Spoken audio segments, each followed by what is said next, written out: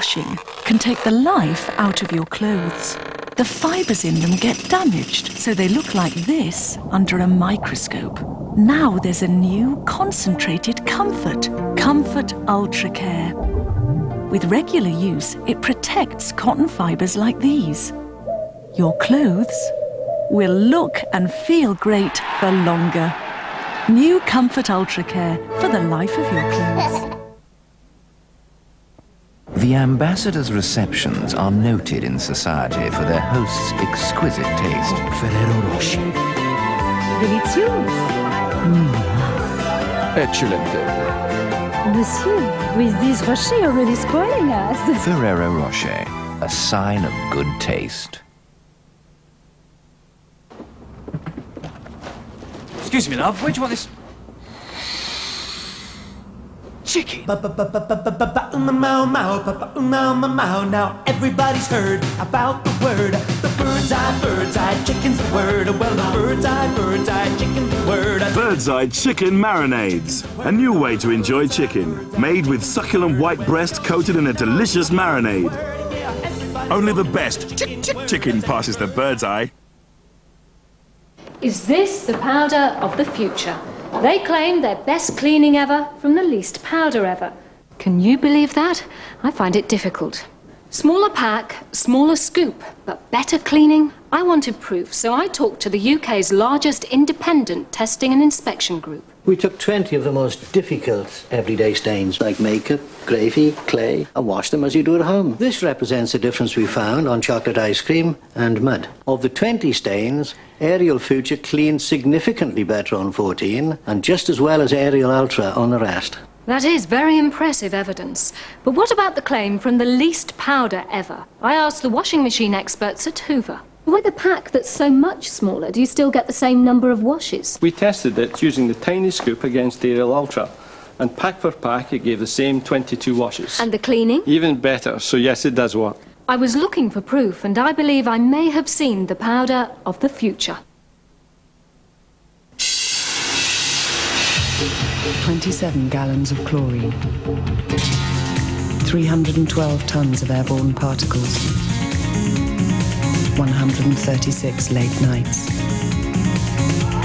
1 minor indiscretion. For all the punishment your face takes in a year, Lynx created System with 2 active moisturizers to help you fight back. Life is tough on your face. New Lynx System is easy.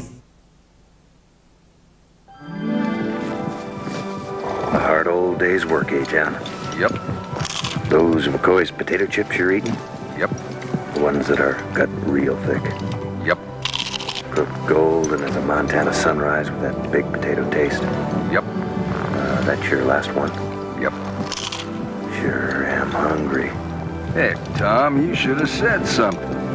The real McCoys. The big chips from the big country. Buy a Comfort Ultra Care refill carton and get 20% extra free. Even more comfort care for your money.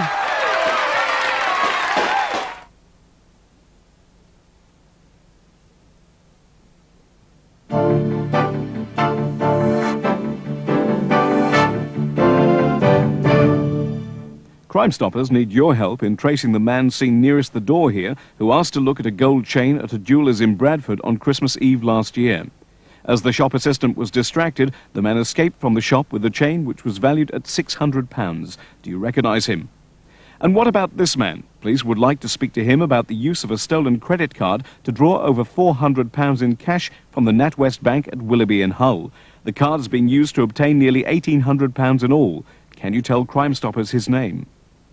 And this man escaped with cash after threatening staff with what's believed to have been a gun at the Midland Bank in Hessel Road in Hull on Tuesday the 7th of February. If you have information about these or any other crimes, call Crime Stoppers on 0800 555 111. You don't have to give your name and you could claim a cash reward.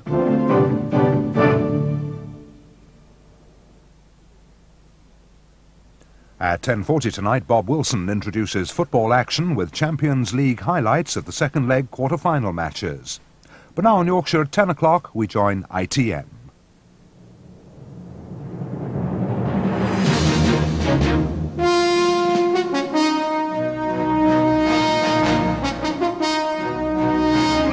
ITN News at 10 with Trevor MacDonald.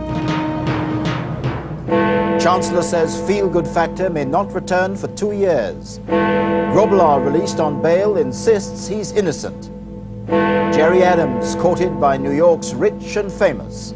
And a new development tonight in the cot death controversy. Good evening. The Chancellor Kenneth Clarke conceded today that the feel-good factor, the public mood which gets governments re-elected, may not return this century. He said he accepted that people wouldn't feel more secure and prosperous until economic recovery had continued for another couple of years at least. In other words, not before the general election. Labour called it an astonishing admission. Here's our political editor, Michael Brunson. Mr. Clarke's remarks followed the announcement by Michael Portillo, the Employment Secretary, underlined by a visit to the now highly profitable Unipart factory near Oxford, that unemployment had fallen again last month to a 3.5-year low. But here is the government's dilemma. The Conservatives are presently reaping no political rewards from the better shape of the economy, and today, with devastating honesty, the Chancellor accepted that it may be some time before they do. I personally quite accept that people aren't going to feel more secure, more comfortable with that they're going to get rising prosperity until we've carried on delivering this for another couple of years at least. I think it could go on through the 90s. Labour responded quickly with their assessment of why Mr. Clarke had said what he'd said. Well, this is an astonishing admission from the Chancellor that has slipped out, in which he's now admitting not only that living standards are falling this year, but things might not get better for people until the end of the century. And he has got so little confidence in his own economic policy that he's having to admit that for the next 5 years the feel-good factor may not return. While the Chancellor would not agree with that, there does seem to be a realisation within government that the message that there will not be a pre-election boom, and indeed that there should not be one, does need reinforcing. However, Treasury sources are also saying that that doesn't mean that there won't be some tax cuts if and when the economy improves to the point where those are possible. Michael Brunson, News at 10, Westminster. I'm joined now by economics editor Ruth Lee. Ruth, why is there this continuing worry about the recovery? Well, it's a bit of a sort of paradox. The economy actually is doing very well, driven by strong exports. Growth is really very good. The labour market is undoubtedly improving, as shown by today's unemployment figures. But there are also weaker parts of the economy, like the housing market, which is as flat as a pancake. And of course, like shop sales too, that even though there was a bounce up in February shop sales, on the whole, they're pretty sluggish. So are those the reasons why the feel-good factor is really so elusive?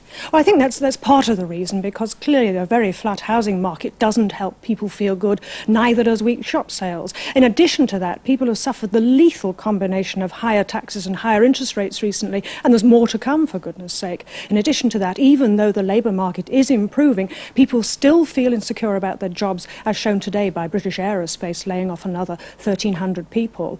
And indeed, there's still got signs that people remember with great bitterness what happened in the recession of the early 1990s, and that's going to take quite a lot of time for people to forget.